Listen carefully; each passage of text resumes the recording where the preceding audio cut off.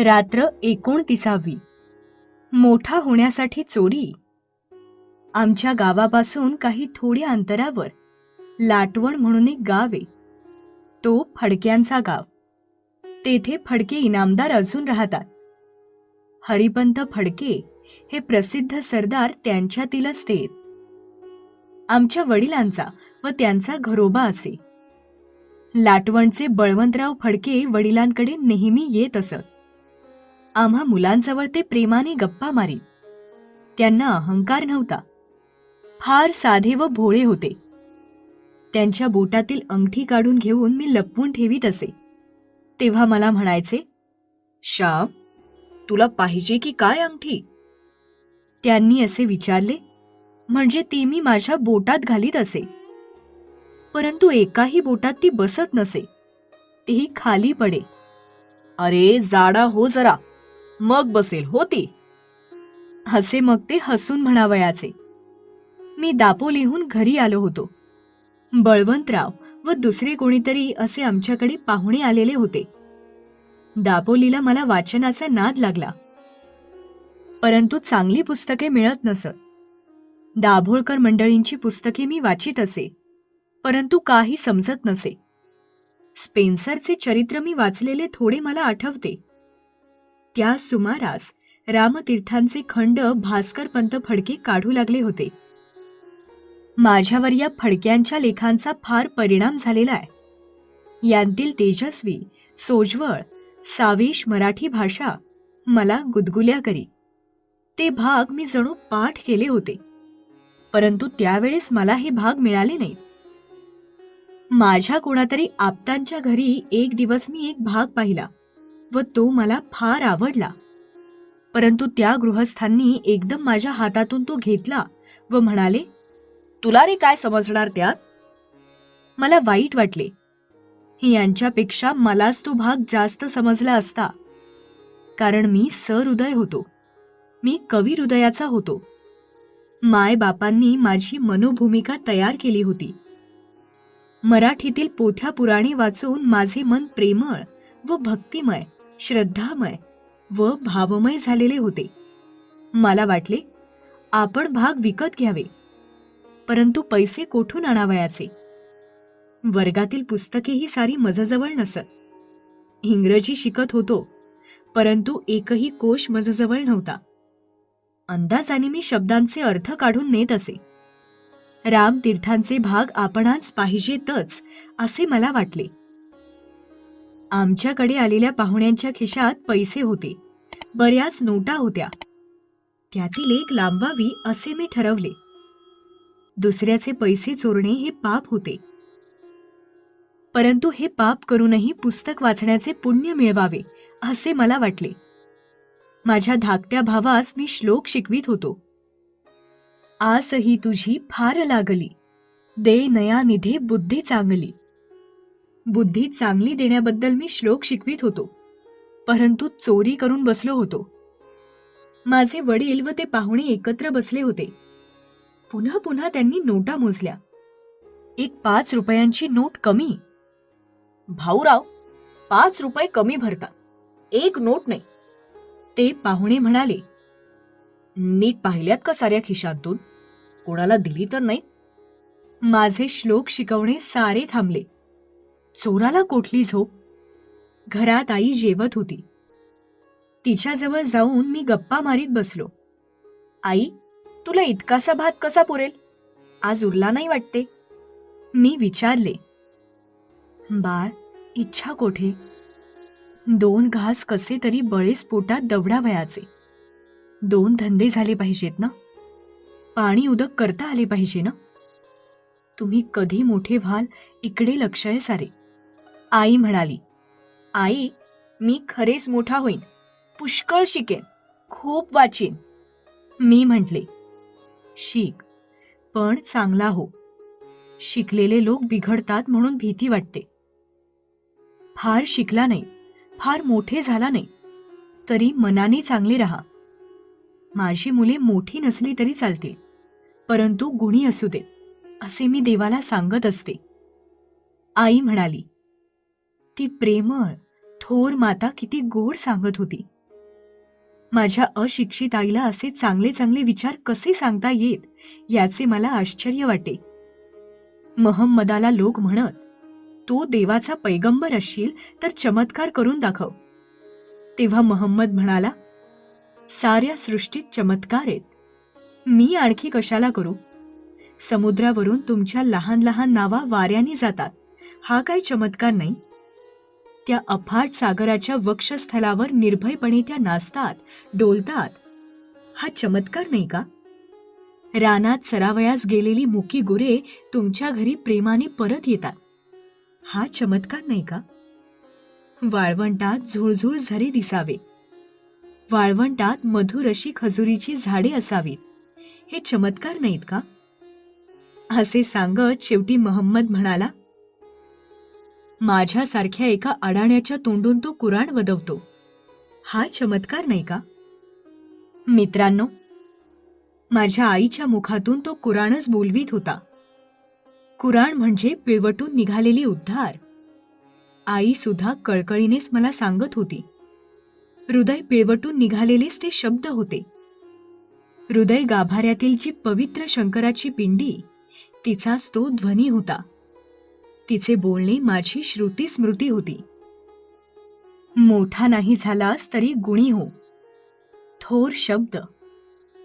ते ऐकत असतानाच माझ्या हृदयात मला विंचू डसत होते, साप दंश करीत होते. मित्रांनो, इंग्लंडात ट्यूडर राजे झाले. त्यांच्या कारकिर्दीत जिकडे तिकडे गुप्त पोलीस असत. एका इतिहासकाराने असे लिहिले की त्यावेळेस प्रत्येक उशीखाली विंचू होते. कोठेही विश्वासाने डोके ठेवावयास त्या राज्यात जागा नव्हती. हृदयाच्या राज्यात सुद्धा विंचू आहेत. ते तुम्हा झोपू देत नाही, सारखे तुमच्या पाठीमागून येत असतात. कोठे पाताळात गेलात, मेलात, तरी ते गुप्त दूत आहेतच. सत्सद विवेकबुद्धीची टोचणी ती सदैव आहेच आहे. घरात कोणी आले नाही, चमत्कारच म्हणावयाचा. वडील म्हणाले, श्यामला वगैरे विचारा, कोणी मुलगा वगैरे आला होता का? वाईट असतात काही मुले, अलीकडे मुलांना वाईट सवयी लागतात. लहानपणीच विडी व विडा यांशिवाय त्यांचे चालत नाही.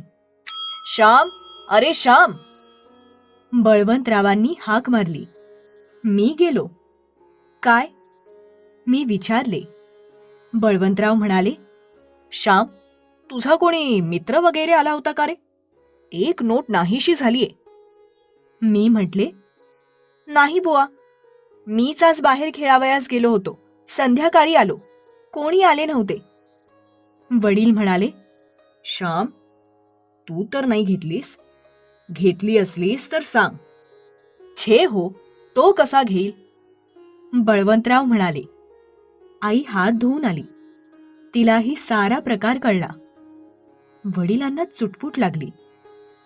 स्वतःच्या घरात पैसे नाहीसे होणे म्हणजे ती लाजच होती. वडिलांनी पुन्हा मला विचारले, श्याम, अगदी खरेच नाही ना घेतलेस तू पैसे? कंपास पेटी किंवा कशाला घेतले असशील? कंपास पेटीसाठी पैसे मागत होतास. आई म्हणाली, श्याम नाही हो घ्यायचा. तो रागावला, रुसला तरी कोणाच्या वस्तूस हात लावावयाचा नाही. तेवढा त्याचा गुण चांगला आहे. आणि काही केले तरी तो कबूल करतो. तो लपवून ठेवणार नाही. मागे एकदा एक वडी घेतली होती त्याने.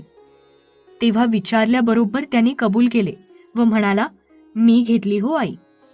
श्याम घेणार नाही व घेईल तर कबूल करेल. श्याम, तू नाही ना बाळ हात लावलास? आईचा माझ्यावर केवढा विश्वास. आधी घेणार नाही, घेईल तर कबूल करेल. तिची माझ्यावर केवढी श्रद्धा. आईचा विश्वासघात मी करू का?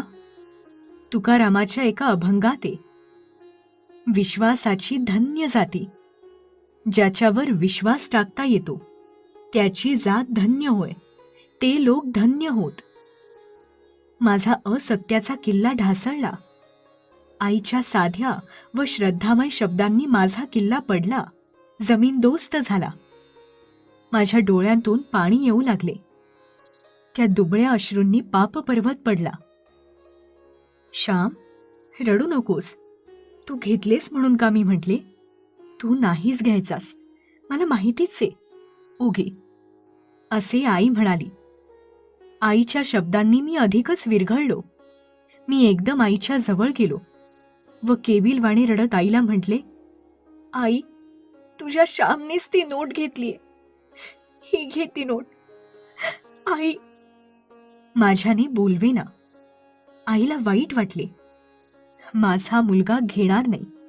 केवढा तिचा विश्वास. स्वतःच्या मुलाबद्दल तिला जो अहंकार होता, अभिमान होता, तो गेला. परंतु सर्व गेला नाही. देवाने तिची अब्रू राखली. घेणार नाही, परंतु घेईल तर कबूल करेल. तिचा मुलगा सर्वस्वी कसोटीस उतरला नाही, परंतु अर्ध्या कसोटीस तरी उतरला. श्याम, पुन्हा नको हो हात लावू. हाच पहिला आणि शेवटचा हात लावलास हो. तू कबूल केलेस, चांगले झाले. उगी. आईने माझी समजूत घातली. बळवंतरावांनी माझे कौतुक केले. त्यांनी मला 1 रुपया दिला, परंतु तोही मी आईजवळ दिला. श्याम, तू का रे घेतले होतेस ते पैसे? आईने विचारले. आई, मोठा होण्यासाठी, पुस्तके वाचून मोठा होण्यासाठी. मी म्हटले, अरे पण पहिलीच्या पुस्तकात चोरी कधी करू नये असे वाचलेस. ते तर अजून शिकला नाहीस, मग आणखी दुसरी पुस्तके कशाला? माझी आई बोलली, परंतु ते बोलणे फार खोल होते. गड्यांनो, पतंजलीच्या भाष्यात म्हणे असे एक वाक्य आहे, एकः शब्दः सम्यक ज्ञातः स्वर्गे लोके कामदुग्ध भवति. एकच शब्द, परंतु जर त्याचे नीट ज्ञान झाले असेल तर मनुष्याला मोक्ष मिळतो. सम्यक ज्ञातः, नीट समजलेला, वाचलेला नव्हे, घोकलेला नव्हे, तर समजलेला. जे खरोखर समजले ते आपण अनुभवात आणतो, आचरणात आणतो. लहान मूल कंदिलाला धरू पाहते. कंदिलाची काच तापलेली असते. आई लेकराला दूर करते. पुन्हा ते कंदिलाजवळ जाते. शेवटी आई म्हणते, लाव, लाव हात. ते लहान मूल हात लावते. हाताला चटका बसतो. पुन्हा ते मूल काच धरीत नाही. ते ज्ञान पक्के झाले. सॉक्रेटिस म्हणूनच ज्ञानाला सद्गुण म्हणतो. संस्कृतमध्येही परमज्ञानाला अनुभूती हा शब्द लावतात. अनुभूती म्हणजे अनुभव. जे जीवनात अनुभवितो तेच ज्ञान. चोरी करू नये हे वाक्य मी पडलो होतो, परंतु शिकलो नव्हतो. सत्य, दया, प्रेम, अहिंसा, ब्रह्मचर्य, लहान शब्द, आपण पटकन ते उच्चारतो, परंतु त्यांची अनुभूती व्हावयास शेकडो जन्मही पुरणार नाही.